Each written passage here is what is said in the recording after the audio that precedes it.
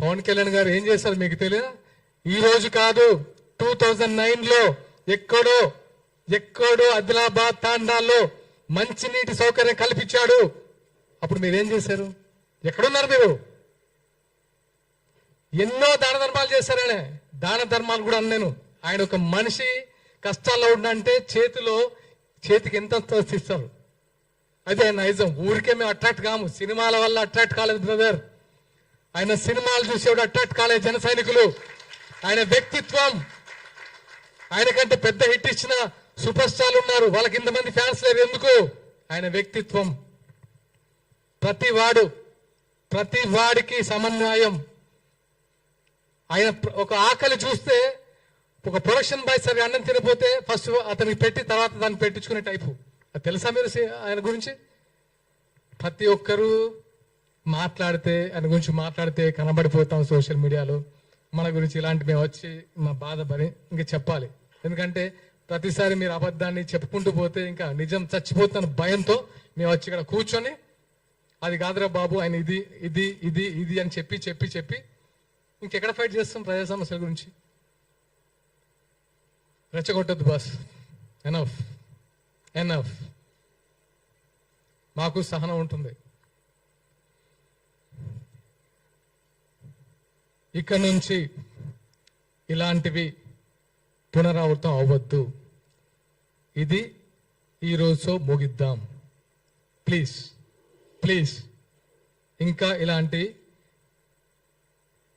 పవన్ కళ్యాణ్ని హైదరాబాద్ రాకుండా అడ్డుకుంటాం.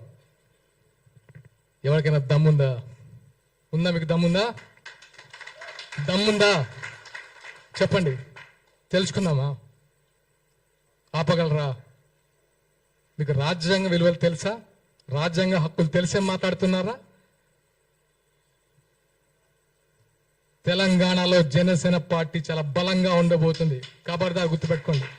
మేము ఇప్పటి వరకు చాలా ప్లీజింగ్గా కూడా కాదు, అరే మా కళ్యాణ్ గారు నేర్పిన సంస్కృతి అంటే మనం తగ్గాలి. తగ్గుదాం. కానీ మేము ఎదురు తిరగాల్సి వస్తే మాత్రం నిజంగా తట్టుకోలేరు. అది గుర్తుంచుకోండి.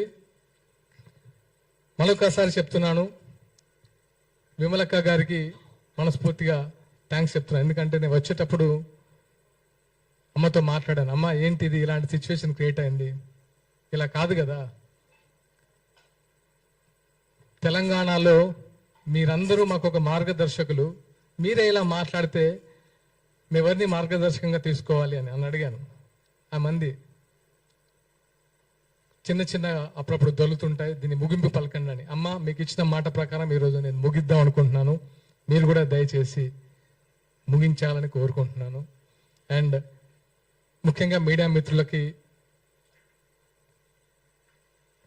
కృతజ్ఞతలు తెలపాలనుకుంటున్నాను. ఎందుకంటే మా భావ ప్రకటన స్వేచ్ఛ కూడా మీరు 10 మందికి చూపించినందుకు మీకు మనస్ఫూర్తిగా కృతజ్ఞతలు. అండ్ జనసేన కార్యకర్తలు అందరూ నొచ్చుకోకండి. ఎందుకంటే ఇప్పుడు యాదగిరి గారిని నేను కూడా మీరు అన్నట్టు మాట్లాడితే మీకు ఫ్యామిలీ ఉంది, భరించగలరా? ప్రొఫెసర్ నాగేశ్వరరావు గారిని మీరు భరించగలరా మీ ఇంట్లో వాళ్ళు? మరి పవన్ కళ్యాణ్ గారి ఫ్యామిలీ ఎన్నిసార్లు భరించాలి సార్? ఎంతమంది భరించాలి? అక్కడ ఏపీలో వాళ్ళైతే నోరు పెట్టలేని తెలిసిందేగా. ఇంకెంతకాలం భరిస్తాడు ఆయన కూడా సహనం ఉంటుంది కదా. ఇంకానా 3 పెళ్ళిళ్ళు 2 పెళ్ళిళ్ళు ఏంటి బాస్? ఇంకా ప్రపంచంలో ఎవరికి సిచ్యువేషన్స్ వల్ల అవ్వట్లేదా? ఆయన ఏమన్నా రాజ్యాంగ విరుద్ధంగా చేశారా? ఆయన ఏమన్నా హింస పెట్టారా వాళ్ళ వైఫ్స్ని? వాళ్ళే బయటకు వచ్చి ఆయన గురించి గొప్పగా చెప్తారు. మీకు వచ్చే నష్టం ఏంటి? ఇంకా చాలు, enough. Thank you all. Thank you so much. Thank you. మీకు